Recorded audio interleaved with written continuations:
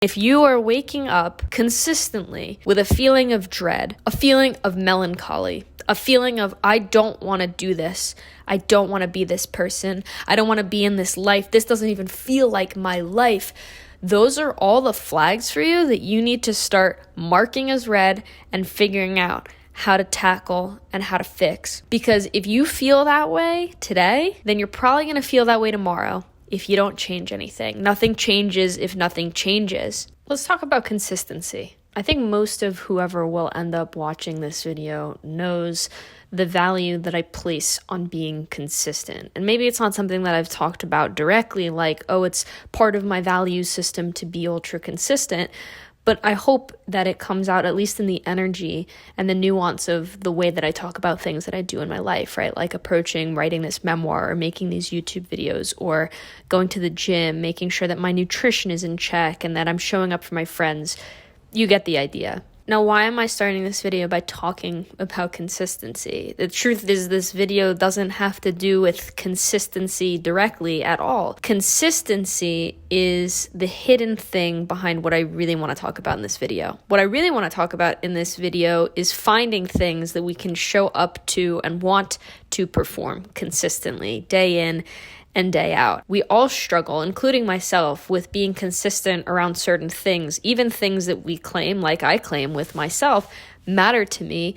It kind of got me thinking and wondering, why is consistency so hard? What are we kind of thinking about in our heads and what are we feeling in our bodies when we come up against that resistance around doing something over and over again? A few weeks ago, I made this video about how life is a game, how there's a big umbrella term called life, and within that metagame of living here and breathing and kind of just making our way through the world, we all get invested in and are playing our own specific set of games, right? Like I play the game of health and fitness. I play the game of being a writer. I play the game of my day job. We're in a bunch of these different arenas playing towards different goals. So many people, I think, are playing games that they don't want to be playing or that they don't like to be playing.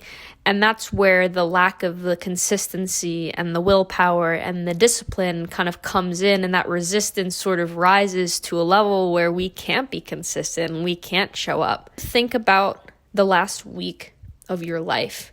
What your grind has been like Monday, Tuesday, Wednesday, Thursday, Friday, Saturday, Sunday. What parts of your week were the highlights? What are the things that either consistently or just happen to have happened this week that call out to you as being things that you really liked?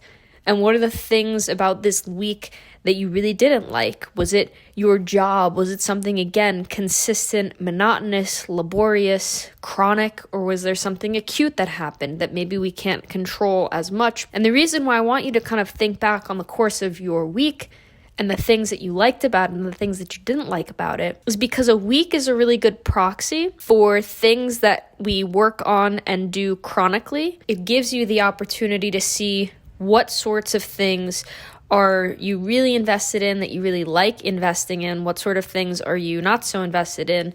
And what sorts of things do you not like? And the real critical thing that I want you to watch out for here is something that people say a lot is like, oh, you get to the end of a long day, a hard day, a tiresome day, and someone will say, yeah, well, just got to do it all again tomorrow. And there's that feeling of resistance and dread, even if it's buttoned up in this pretty little lighthearted package or sarcastic package. There's this feeling of, I don't want to wake up and do this again. And there are things that we can't complain about in life because it doesn't make sense to. You can't really get around the fact that you have to work in order to live, unless you want to be off grid and be doing a cabin thing, which that's great if you want to do that, but I don't think that's necessarily my target audience here, nor do I think that's anybody who would honestly be watching something on the internet anyway. You can't get around that, but there's so much else that's in your control.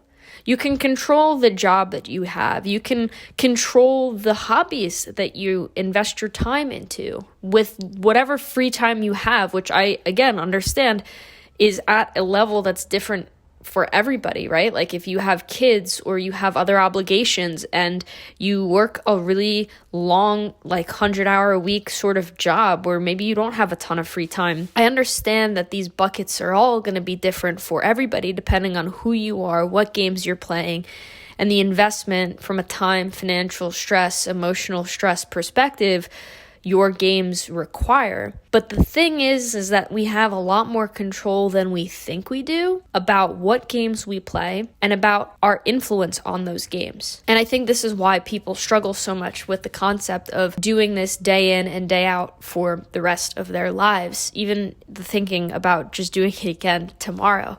Because so many people are playing games that they don't like and they're not taking control over the things that they can control. They're not moving those pieces deliberately like you would if you understood that you had so much of this in your control. When people tell me now, like, gotta wake up and do it all over again tomorrow, I actually don't understand that anymore. I did at one point in my life, and it does kind of still overwhelm me, just the concept, like the meta concept of the fact that I'm 25 years old. Hopefully I live a long and prosperous and healthy life, but that means that, literally exactly that. I'm going to wake up every single day for the next, 70 or so years of my life, and I'm going to be in some sort of similar routine. I'm going to hopefully sleep a good amount of sleep every night, and I'm going to wake up and I'm going to hopefully get some sort of activity in, and then I'm going to have to do some form of work. And then I'm going to maybe have time to work on my hobbies, and then I'm going to have to cook dinner, and then I'm going to have to go to bed, and I'm going to do that over and over and over again for the rest of my life. But at least right now I'm okay with that visual because I can tell myself with honest certainty that from the minute I wake up at 5 a.m. to when I get ready to go to sleep at 9 p.m., I'm in a series of games that benefit me that I like to be playing. And I'm utilizing the energy and the time, the free time and the not free time that I have in order to advance myself, to work on things that I truly value. I wake up at 5 so that I can take a cold shower so that I can get to the gym. All of these things are things that are just no factor for me because they matter so much to me. And now I go to my day job, and it's not something that I necessarily see myself doing for the rest of my life, but I've learned to make that game more fun to play by getting more involved in projects and signing up for things and learning more and more than I need to necessarily, which is making me more engaged. And then I get to the end of my day and I clock out of that day job and I go write. And I sit down and I write, and I'm greasing that wheel every day, and I'm working on the memoir, which is really why I think I was put on this planet to do, is just write this book. And then I come home and I make dinner, and that doesn't really exhaust me so much because I view it as like a reward. I'm fueling myself. That's kind of a reward for a hard day's work. And I veg out for a little bit, and then I get in bed, and I'm excited to do it again. I'm excited to do it again because maybe tomorrow I'm going to have a better workout, or maybe I'm going to be able to stay in the shower, in the cold shower, a little bit longer than yesterday. Maybe I will have a meeting that goes really well at work, or I'll learn something new that's exciting. Maybe I'll have a really good writing bout when I sit down at the end of the day to work on my memoir. Maybe I'll do something that's new and novel, or maybe I'm just going to be so excited that I'm in a admittedly comforting, good rhythm and routine that feels good. So I get excited to start the next day. I get excited to do the whole thing over and over again. And I know that that's not necessarily going to be consistent for the rest of my life every day, but I should be feeling that in some capacity over an average period of time, like a week or 2 weeks or 3 weeks. You have to learn to reframe your days and not just see them as a Monday or a Tuesday or a Wednesday, but see them as a stack of bricks that you are laying every single day to build the life that you are ultimately going to have. And if you are waking up consistently with a feeling of dread, a feeling of melancholy, a feeling of, I don't want to do this. I don't want to be this person. I don't want to be in this life. This doesn't even feel like my life. Those are all the flags for you that you need to start marking as red and figuring out how to tackle and how to fix. Because if you feel that way today, then you're probably going to feel that way tomorrow. if you don't change anything. Nothing changes if nothing changes. You need to take control. And you need to realize that this isn't just about a Monday or a Tuesday or a Wednesday. That Monday, Tuesday, Wednesday, Thursday, Friday, Saturday, Sunday are a number of days with words that really just measure the quantity of time that you have on this planet, in this lifetime, to build the version of yourself that you want to be. If you make it just, oh, that was just a Monday, that was just a Tuesday, you're not going to feel like you can change anything, and you're not going to feel inspired to change anything, but you should want to change that. You are climbing a proverbial ladder. You're taking one ring is Monday, one ring's Tuesday, one ring's Wednesday, one ring's Thursday, one ring's Friday. You are constantly moving towards something. And if you don't think that you are moving towards something, it just means that you don't know what you are moving towards, which is a big problem. If you want to live a life that you feel like is full and enjoyable and is meaningful and gets you that feeling where you look back and you're like, no regrets, I'm proud of who I created, because that's the reality. We're all moving towards something, and we are all creating ourselves every single day. Whether or not you realize it, you are literally creating your reality right now.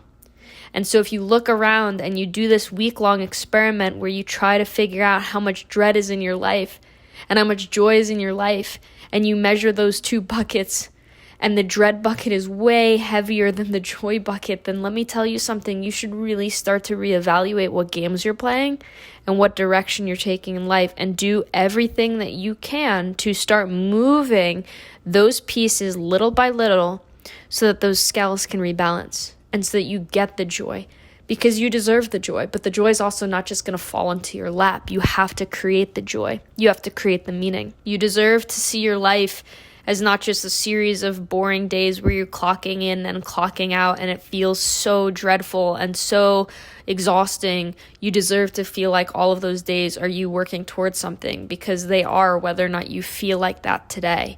You can feel like that today or tomorrow or next month if you just start to view your life as something that you can control and change and manipulate into something that feels beautiful and worth living. That's it for me this week.